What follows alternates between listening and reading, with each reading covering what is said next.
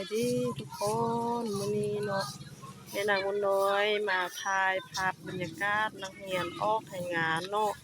เพราะว่าอยู่โรงเรียนมซอสะเทาสุดร่วงเฮาเนาะทุกๆวันพัดตอนแรกเนาะจะต้องได้มีการ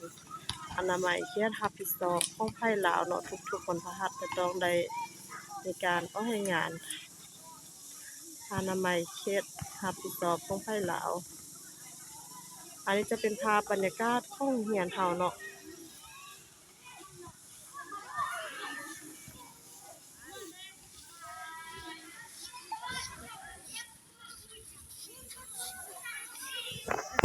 ภาพคือถ่ายภาพรวมๆบรรยากาศของโรงเรียนมซอเซินเฮาให้เบิ่งเด้อ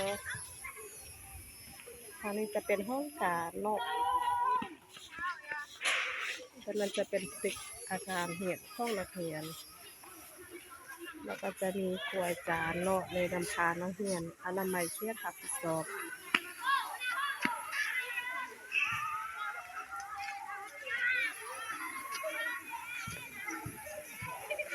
ยิ้มเด้อยิ้มเด้อ